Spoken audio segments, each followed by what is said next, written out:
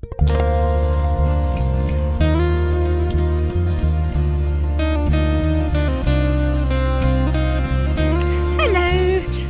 I'm going to show you today is it's the beginning of June, and down in the south of the UK we don't have any problems with frosts anymore, fingers crossed.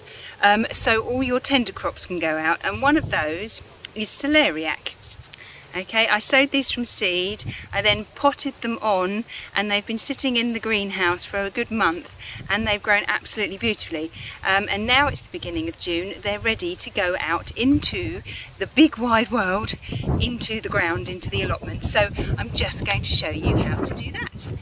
Right, now I've got the bed ready. I've put in some manure and I've mixed it through. In fact, this area I haven't actually used for a good couple of years, so I left it to go overgrown, but I've grown so much this year I needed to turn it over. There's always one patch that you kind of leave to go rough, and this was it. So make sure that if you haven't used it for a good couple of years, put something in there that will help bolster up the soil. So I've put the manure in, I've made sure that I've got as many weeds out as possible, and all you need to do is dig a nice hole. Now when you put this in, you don't want to bury the bottom of the roots any lower than they are in the compost here. They have to go at the same level, because the root at the bottom here where the leaves join, that's where it will swell and you will get your celery ball, your celeriac ball. Okay, so just nice hole. Actually, I'm going to do this without gloves on that hand. Okay, tip it out, and we should have, hopefully you can see there's some nice roots going round there. So we'll just pop him in, and then we'll backfill.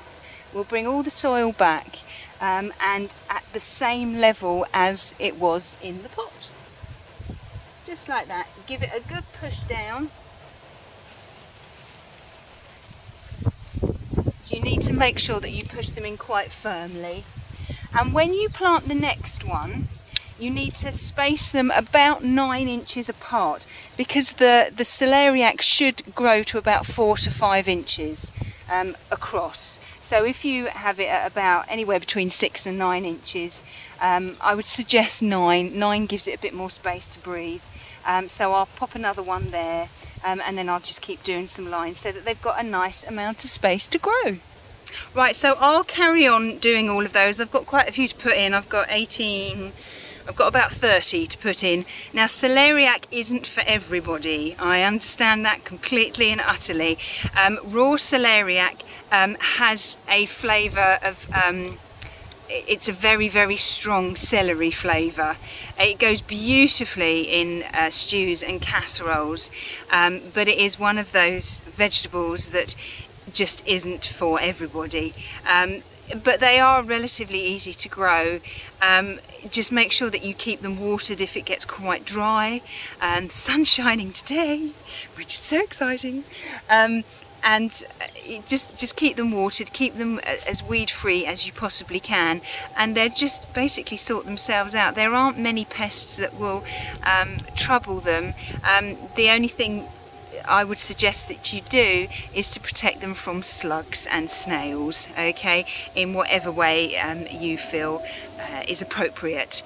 We had a very, very mild winter just now, so we have so many of them about. It's awful, but there we go, that's life. Anyway, so I will carry on and I will see you soon. Bye bye.